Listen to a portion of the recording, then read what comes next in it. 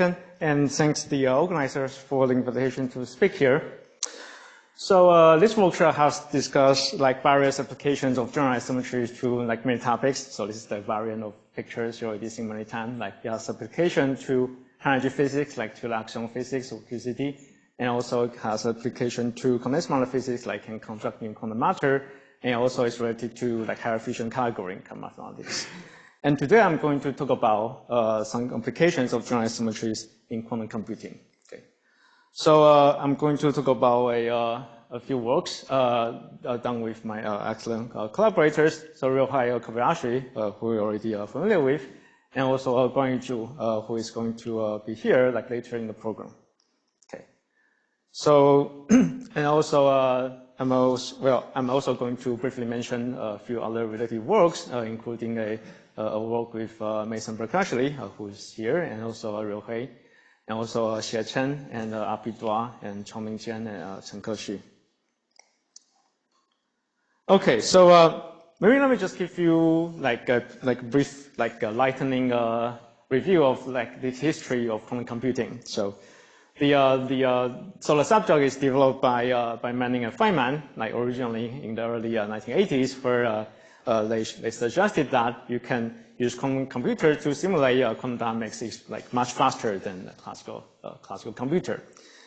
And because quantum computers have many errors, like when they couple to the environment, so you need to develop some error correction schemes.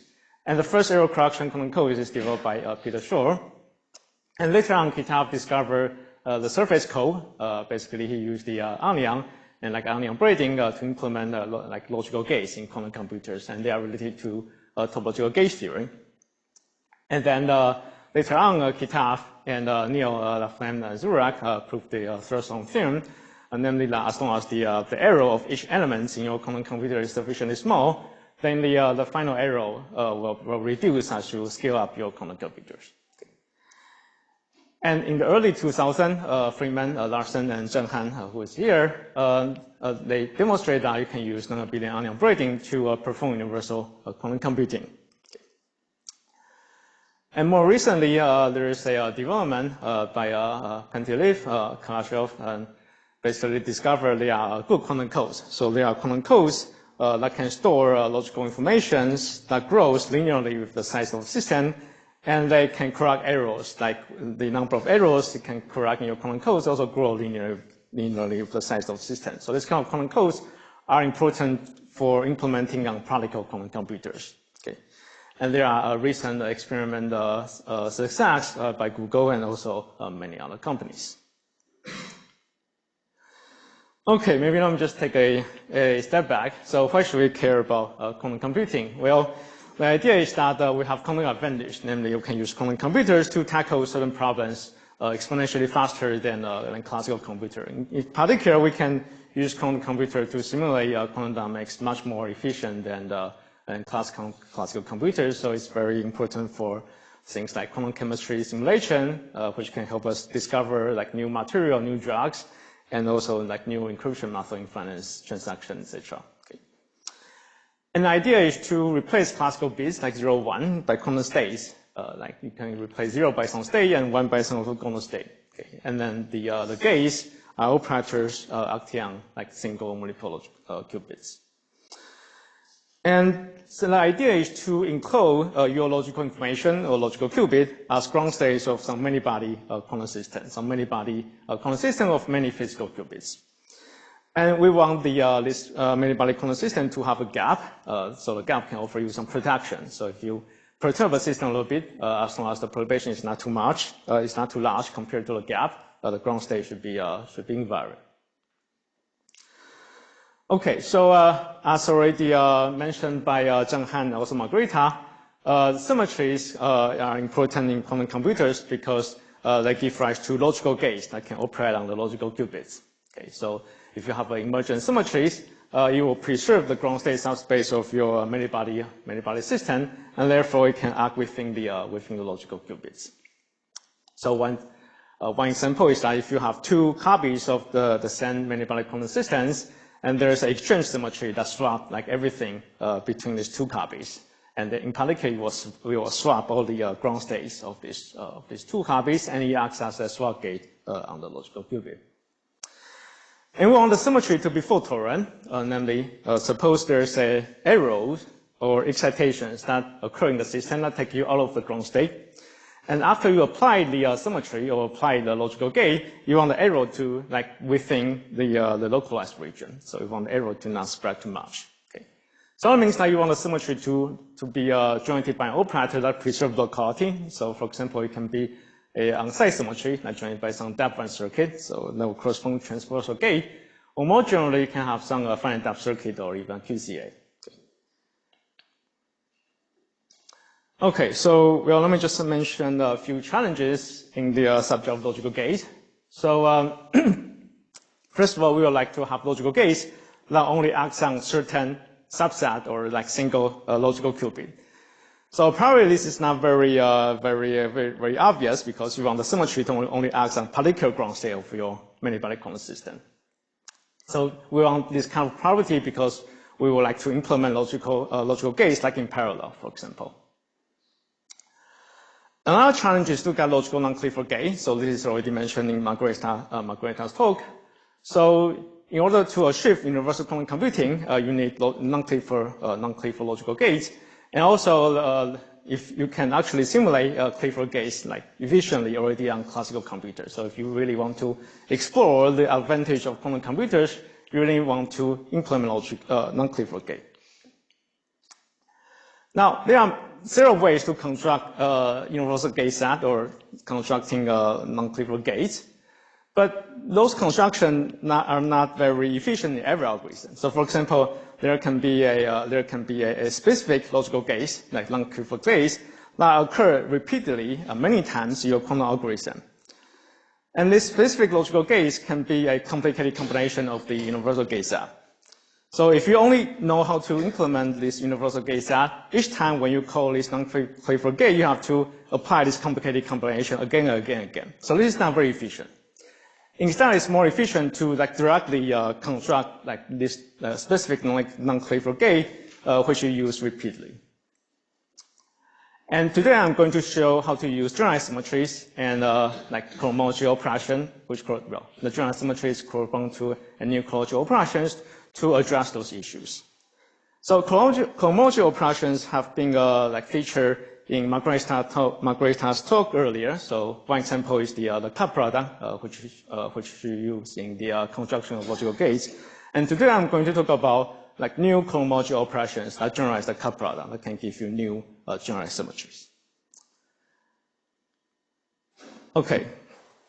So the quantum computers basically have sort of two parts. So one part is the quantum memory, namely you want to store your logical information. And the other part is to apply operations on your logical qubit. So basically you need to maintain the quantum coherence of your logical qubit. So there are roughly two types of quantum memories. So one type is not self-correcting. So for this type of quantum memories, you have to actively correct the errors. Like you have to perform multiple rounds of error correction. You have to perform like synchrotron measurement and use a classical computer to continuously correct the error. And this kind of quantum memories are not thermally stable. The other type of quantum memory, which is more efficient on the hardware, are the self-correcting quantum memory. So for this kind of quantum memory, you just have to cool the system a little bit. As long as the temperature is not too high, you will still have quantum information. And this kind of system corresponds to a quantum memory which is thermally stable. So this kind of quantum memory have the advantage that you don't need a classical computer to maintain the quantum coherence. So there's one law about this kind of self-correcting quantum memory. So if you have a quantum memory that corresponds to a system with particle excitations, then because particle can proliferate everywhere on your lattice, so the corresponding quantum memory will not be self-correcting. So if you want self-correcting quantum memory, you would like to have a system that corresponds to topological orders without any particle excitations. And also, it's also desirable to have a quantum memory that has non-abelian excitations, like excitations obey non-abelian braiding. So this is basically motivated by the non-abelian onion braiding by implement the logical gate. So that's something desirable to have in your kernel memory. So however, previously people only obtain a non-abelian memory by gauging some like non-abelian group, like for some non-abelian uniform symmetry. And this kind of gauging will always produce a theory that has particles. So those particles are the Wilson line of those one-form gauge field. So one way to circumvent this is just to use higher form symmetry gauge field. So instead of have a one-form symmetry gauge field, you can just construct theory using by gauging a higher form symmetry. And in this way, by gauging higher form symmetry, we'll construct the first non-abelian self-conducting kernel memory. So they correspond to the thermally stable version of non-abelian onion. So it's thermally stable and it also has excitations that have non-abelian braiding. So it's a new thermally stable gap system. And because it has non-abelian excitation, so it also has non-invertible symmetry. And we can also, we can also implement universal gate set on this kind of self-conducting kernel memory using similar method as in Margareta's talk that you already heard. Yeah, okay. Let me also give you other motivations for discussing quantum computation. So as I already said earlier, if you have new quantum codes, it means that you have new like gap phases matter because the logical qubits are described by the ground state of gap system. And also the logical gates that correspond to symmetries can tells you like whether your quantum codes can be obtained by some RG flow of some like microscopic model. Also, quantum codes can also realize topological orders in higher dimension, like above physical space-time dimension by long-range conductor. So, for example, there are quantum computers realized by trapped ions which are movable. So the ions like here can interact with ions like far away. So you have some kind of long-range connection. And this long-range connection allows you to realize non-local interaction that can simulate like theories living in higher dimension. Yeah, sure. So very naively, I would expect that if you have this non-local interaction arising from higher dimensional theories, right, because against the logic of having something that is fault tolerant, because the error will propagate a lot if you have long-range interactions. No, not necessarily. So, well, can just think about the theory as a theory secretly living in higher dimension. Mm-hmm. You can describe the theory in lower dimension in a non-local way, but the theory is secretly local in higher dimension. Yeah. Yeah, but why don't you propagate these errors a lot? So, well, okay. So yeah, well, if you want to ask whether, well, so first of all, the first of all, you can ask whether the logical gate is fault tolerant. So that's a separate question. So for this logical gate to be fault tolerant, you just need to make sure that logical gate is generated by some like finite depth circuit or some locality preserving circuit. And it doesn't depend on whether you have long range conductor or high dimension or not. It just depends on whether it's generated by some locality preserving. So the key thing is that I shouldn't allow general long range interaction, but only those long-range interactions that come from higher dimensional theories? Yeah, I mean, if the long-range interaction comes from high-dimensional theory, as long as, well, so one desirable property is that each turn in the Hamiltonian has to be like consider a finite number of turns. Uh-huh. So as long as you have this property, then basically it's okay. Yeah. Any other questions? Sure. Okay, so here, let me just skip this a bit. So let me just begin by reviewing some simple quantum code. Let me just begin by reviewing toric code. So toric code basically put the QB on each edge, and it has the Hamiltonian consists of two terms. Let me just, okay, I'm not sure if I can. Okay, so the Hamiltonian consists of two terms. So I'm going to declare that the polyzero operator acting on QB corresponds to my Z2 gauge field. Then the Hamiltonian has a term which is part of X, near for the edges nearby a given vertex, And this X operator corresponds to the electric field of the Z2 gauge field. So this kind of term implements the Gauss law. And the other term is a small Wilson line around the plaquette. So it's the flux term. And these two terms guarantee that the ground state will have like zero charge and zero flux. And you can generalize the construction to arbitrary higher dimension. In particular, cubic does not have to be living on the edge, but it can live on like higher dimensional cells. Okay, so one promising quantum codes that hold promise to be implemented on practical quantum computers are the LDPC codes. So what it means is just that the Hamiltonian in your quantum many-body system is local, and then each term in the Hamiltonian will involve like finite number of physical qubits. So as you scale up your system, the number is still finite. And generally, each physical qubit will only participate in finite number of Hamiltonian terms. So that's what this LDPC means physically.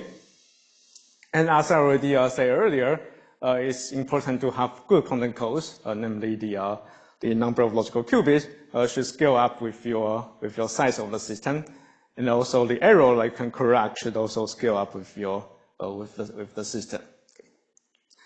But this kind of good quantum codes are usually very complicated. Like usually involve like infinite dimensional spacetime. And one strategy is to have a map developed by Freeman and Hsin that maps certain set of quantum LDPC codes to a higher form gauge theory living on higher dimensional manifold. So, and this higher form gauge theory living on a higher dimensional manifold will give you a code with the same code property. So, one strategy is just to study those higher form gauge theory living on higher dimensional manifold. Okay, so how do we implement logical gates using symmetry? Well, one way is to start by applying the symmetry transformation on finite region, and then expand the region to the entire space. Now, one problem is that this kind of symmetry will act on the entire space, namely it will act on all the physical qubits. So in particular, it will act on all of the logical qubits. So that means that we cannot just apply this kind of logical gauge to a subset of logical qubits. And there's an obvious fix. The fix is that we don't have to apply the symmetry to the entire space, but just to some manifold. And the corresponding symmetry is the higher form symmetry. So the logical gauge from higher symmetry can apply on subset of logical qubits, and can be applied in parallel. And most of my talk will focus on the internal symmetry. It's our internal invertible unitary symmetry. So that's the sort of the most simple symmetry can have. And I'm going to focus on symmetries that can be generated by a finite depth circuit. And more precisely, I'm going to focus on symmetry that correspond to an SPD phase. So the quantum codes correspond to higher form some gauge theory in higher dimension, also the gauge field as a higher form gauge field. And the symmetry is labeled by an SPT phase for the Shen symmetry as the gauge group living on some submanifold. And the operator, the action of the operator on the configuration space is just by evaluating the partition function of the SPT using the gauge field in this labeled by this configuration. And I'm going to focus on SPD phase not described by a co-cycles of my gauge group. So the input data in my quantum codes for logical gates are the following. So first, I need to use a co-cycle for my gauge group that label the SPD phase, and also I need a submanifold that tell me whether I put the SPD phase on. And when the submanifold has a boundary, I have to choose a boundary condition. So by choosing different combinations of those three input data, I can get a variety of many different logical gates. Okay, so today I'm going to give you a few examples.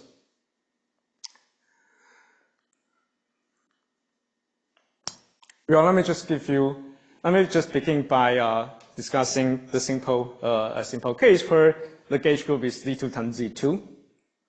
And you can have a SPD phase, which is basically the cluster state for the 2Z2, given by the cocycle, which is A1 cup A2, where A1 and A2 are the gauge field for the 2Z2s. And this kind of operator can be written explicitly on the lattice. So, and what's you can ask what's the corresponding logical gauge for this operator? Well, you can see that this operator is only non-trivial if both of the gauge field is non-trivial. So this operator will generate a control Z logical gauge. And similarly, if you have multiple copies of Z2s, you can consider cocycle like A1 cup A2 cup A3, and this gives rise to the logical CCZ gauge that you have heard about earlier. So, an important property of the CCZ gauge is that if you take the commutator of this logical gauge with the poly X gauge, which corresponds to the magnetic defects in your gauge theory, you got the logical gauge you got the logical CZ gauge. Now, the magnetic defects is plotted on a codimension 2 submanifold, while the CCZ gauge is plotted on a 3-dimensional submanifold, and this CZ gauge is plotted on a 2-dimensional manifold. So we see that this commutation relation corresponds to high-function symmetry that are supported on submanifolds of different degrees. So you can think of it as a way to mixing different high-function symmetries, and this mixing tells you that you have a higher group symmetry.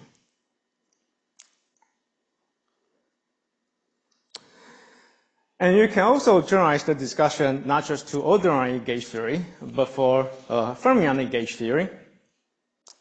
And one extra thing you have if you have fermionic gauge theory is that you can discuss more generalized SPD phase, namely you can condense the fermion in the bulk with some local fermion of a submanifold, and in the end you got the fermionic SPD phase. So for example, if you have a fermionic Z2 gauge theory described by fermionic torical in 3+1 dimension, you can have a symmetry that corresponds to pumping a KITP chain on some membrane, and also symmetry corresponds to pumping P plus IP state some volume.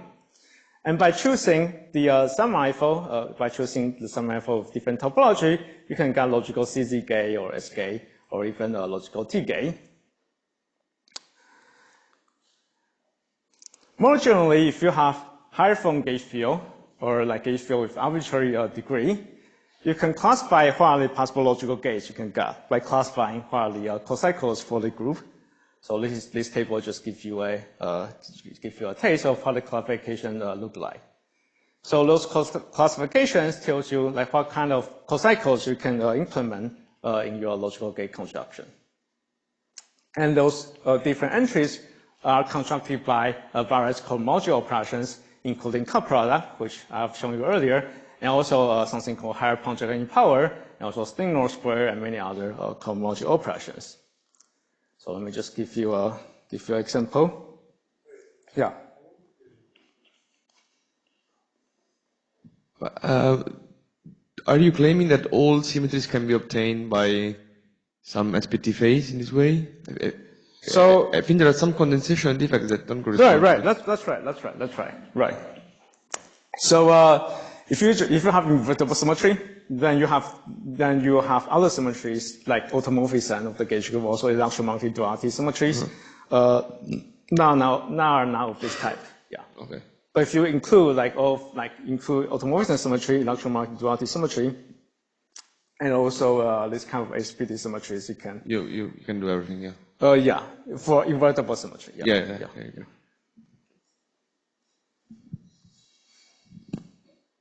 I mean, that's our conjecture.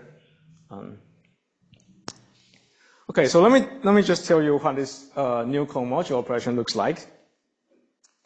So in this new cohomology operation, I'm going to take the gauge field to have even degree, like 2-phone gauge field, 4-phone gauge field, etc. And this cohomology operation take a Zn value let's say, the conventional operation take a Zn value, like even degree from gauge field little a, and erase the gauge field to a power L, where L is a divisor of n. And the difference from the usual power is that it defines an object that is not just Zn value, but the range is actually extended from Zn to Zn times L. So for example, if you start from a Zn degree of Zn value operator A, you can actually define a Zn value operator. So we can, so this kind of construction for this higher conjugate power is the, well, basically it gives you a explicit construction for something already known in the math literature, where the operation is only defined implicitly. So here we give you, we give a explicit circuit expression for this kind of cohomology operation. And then we can use this cohomology operation to define a new symmetry operator and give you new logical gate. So let me just give you a few examples. So for example, you can start with a Z2 value to from gauge field A. And then you can you can apply this conjugate power, and you get a Z4 value operator. So for example, it can give you a S gate. And by iteratively applying the operation, you can get you got other rotation gate, like T gate or other fraction power of the poly Z operator. So in this way, we can realize arbitrary fine rotation on your logical qubits by constant depth circuit. And similarly, we can realize arbitrary control rotation gate. And this kind of realization is important in implementing content Fourier transformation. So content Fourier transformation is very widely used in many quantum algorithms. So for example, like Schur's algorithm or quantum eigenvalue estimator. So basically, the idea is that it's a unitary operator that transforms one quantum state to another state, such that if you expand the state with respect to some basis, the expansion coefficient will transform by some discrete Fourier transform. And this kind of quantum Fourier transform can be implemented by this circuit, where you can see this circuit here, this part in red, at a control rotation gate. So as I said earlier, we can construct logical gates by choosing a semi-IFO and also a co-cycle.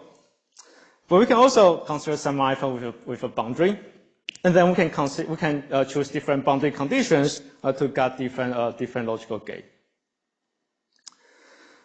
And so we can define a boundary map.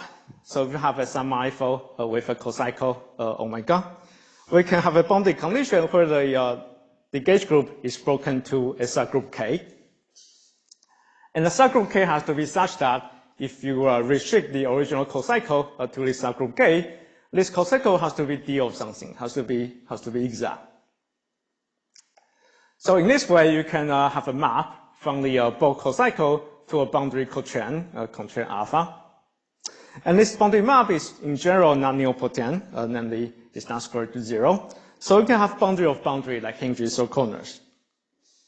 So for example, you can have a bulk co-cycle omega n, where you break the bulk gauge group G to some like subgroup K here, and also another subgroup K2 here, and then you break the gauge group to the common intersection along the hinge, and then from this boundary map, you can figure out what the cochains that you need to decorate along those loci. Okay, so in this way, we can construct a new new rotation gates with arbitrary fine rotation using this kind of boundary construction. Okay, so well, let me just conclude.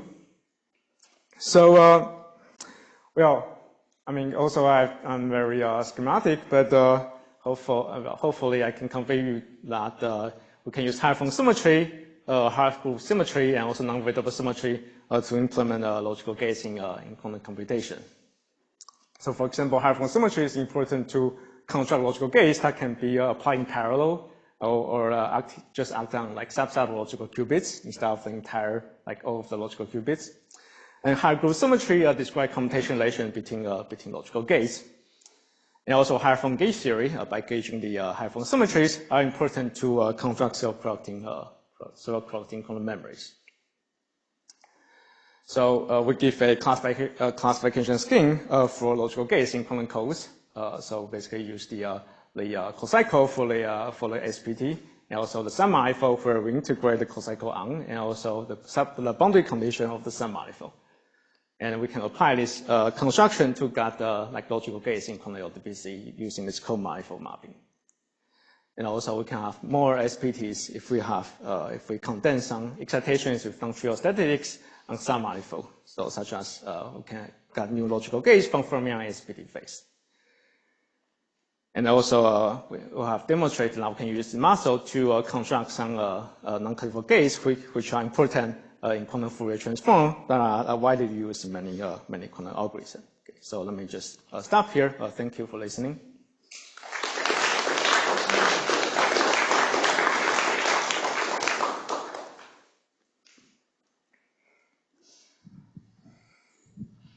I was wondering about this quantum Fourier transform implementation. Like, so you had different angles you want to rotate. So if I want to implement that, would I have to bring in a different manifold every time I want to? Well, I can have a large manifold with many sub-manifold, yeah. Uh-huh. Yeah. Oh, and I can literally just take the product of many. And I just need to embed this sub-manifold into a larger space. Yeah. And do you know whether there's one that exists? And one example is like CPN. Like for example, count CP1 in parallel CP2, etc. Like. Okay. Yeah.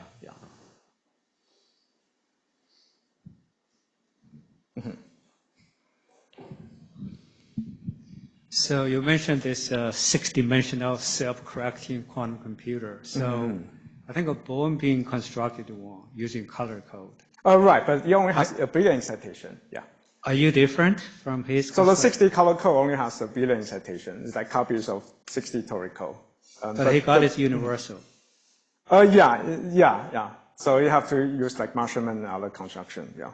But you are different. You don't need Okay. Yeah. We are using different protocol. Yeah. Okay. Is there anything interesting you can say about phases of matter based on what level of the Clifford hierarchy you can implement using the gauged version of that phase? I'm not sure what I mean by phase of matter. I mean, you can consider like phase of matter with different symmetries correspond to like different Clifford hierarchy. I mean, if that's what you mean. Yeah, but is there some sort of classification that you can see based on it? Well, in general, if you have higher Clifford hierarchy, it just means that you have like higher degree cocycle. At least for the examples I show you, it corresponds to like higher degree cocycle, for example. Like if you have those, let's see.